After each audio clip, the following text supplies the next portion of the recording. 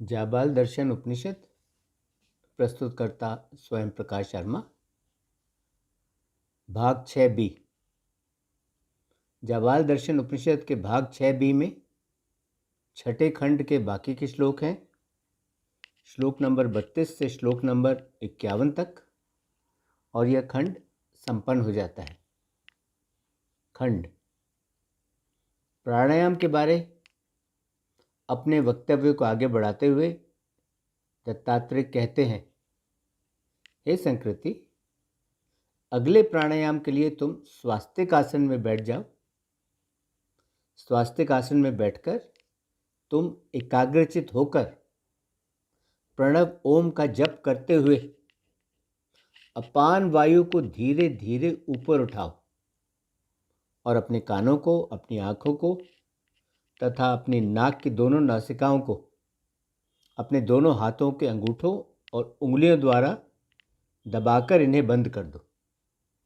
इस प्रकार अपनी ऊपर वाली इंद्रियों के छिद्रों को बंद रखते हुए तुम उस वायु को अपने मस्तक में तब तक धारण किए रहो, उस वायु को अपने मस्तक में तब तक रोके रहो जब तक तुम्हें आनंदमय अमृत के उभार का एहसास न हो जाए। जब तक तुम्हें ऐसा न लगे कि आनंदमय अमृत बह रहा है, तब तक तुम उस वायु को अपने मस्तक में धारण किए रहो, उस वायु को अपने मस्तक में रोके रहो। हे महामुनि, ऐसा करने से ही प्राण ब्रह्मांड में या ब्रह्म के द्वार में प्रवेश कर जाता है। हे निष्पाप संकृति, जब वायु ब्रह्मांड में प्रवेश कर जाती है तब सबसे पहले शंख ध्वनि के समान एक गंभीर नाद होने लगता है।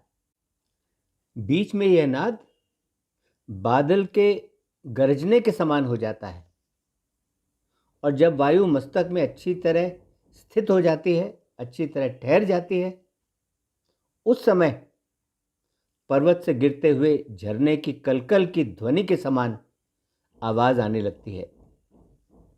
हे महामुनि, ऐसा होने के बाद योगी अत्यंत प्रसन्नता का अनुभव करता हुआ साक्षात आत्मा के सम्मुख हो जाता है। वह आत्मा के सामने हो जाता है, उसे आत्मा के साक्षात दर्शन हो जाते हैं। फिर उसे आत्मा तत्व का सही ज्ञान हो जाता है, और उस योग के प्रभाव से उसे संसार से बांधने वाले जो सारे बंधन होते हैं, वे सभी सांसारिक बंधन नष्ट हो जाते हैं।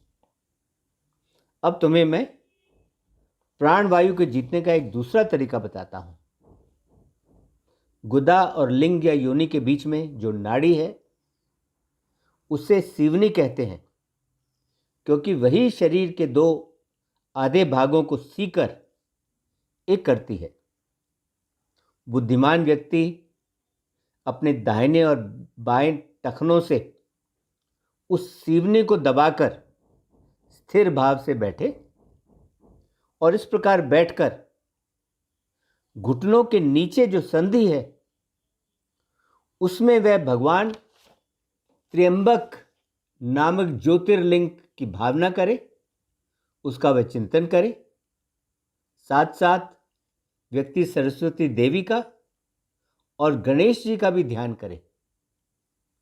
फिर बिंदु से संपन्न प्रणव ओम का जप करते हुए व्यक्ति लिंग की नली के छेद के द्वारा आगे की ओर से वायु को अपने भीतर खींचकर उसे मूलाधार के मध्य में स्थापित कर दे।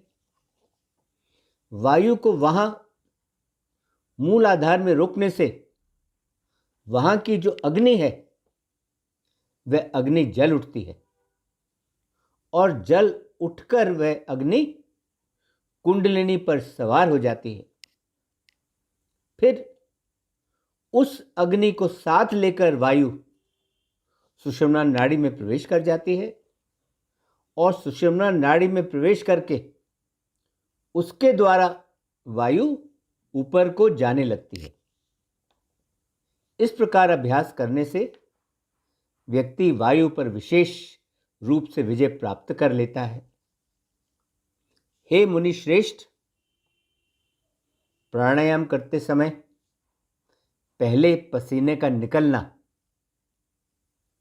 फिर शरीर में कंपन का होना और उसके बाद शरीर का ऊपर की ओर उठना, ये जो सब चिन्ह हैं, ये जो सब संकेत हैं, ये सभी चिन्ह, ये सभी संकेत इस बात को दर्शाते हैं कि व्यक्ति ने वायु पर विजय प्राप्त कर ली है।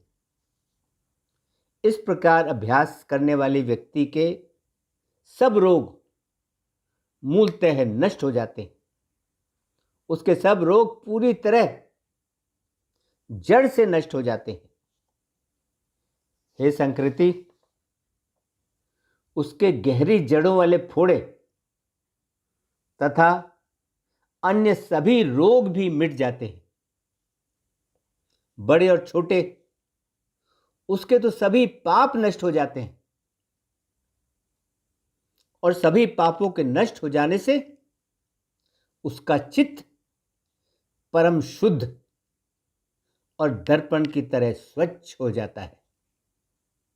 उसके बाद ऐसे व्यक्ति के हृदय में, उसके दिल में ब्रह्मा आदि देवताओं के लोकों में प्राप्त होने वाले जिन भोगों से सुख मिलते हैं, ऐसे सभी सुखों के प्रति भी उसके हृदय में, उसके दिल में वैराग्य उत्पन्न हो जाता है। वह उन सभी सुखों के प्रति पूरी तरह उदासीन हो जाता है और इस प्रकार जो व्यक्ति संसार से विरक्त हो जाता है, उसे तो कैवल्य मोक्ष का साधन भूत जो ज्ञान है, उसे तो वो साधन भूत ज्ञान प्राप्त हो जाता है। उस ज्ञान से वह नित्य कल्याण में परमात्मा देव के तत्व को जान लेता है और उस नित्य कल्याण में परमात्मा देव के तत्व को जान लेने के कारण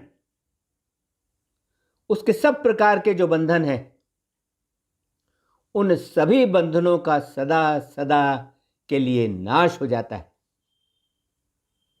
जिसने एक बार भी ज्ञान में अमृत का स्वाद चख लिया है, वह तो सब कार्यों को छोड़कर उसी अमृत की ओर भाग पड़ता है, उसी अमृत की ओर दौड़ पड़ता है। ज्ञानी पुरुष तो सारे जगत को ज्ञान स्वरूप ही बताते हैं, लेकिन जिन लोगों की दृष्टि विकृत है, वे सब लोग तो अज्ञानी होते हैं और ऐसे अज्ञानी लोग तो इस जगत को विषय रूप में देखते हैं। वे देखते हैं ये जगत तो विषयों से भरा हुआ है। जब व्यक्ति को आत्मा के स्वरूप का अच्छी तरह से ज्ञान हो जाता है, तब उस ज्ञान के हो जाने से अज्ञान का पूरी तरह से नाश हो जाता है।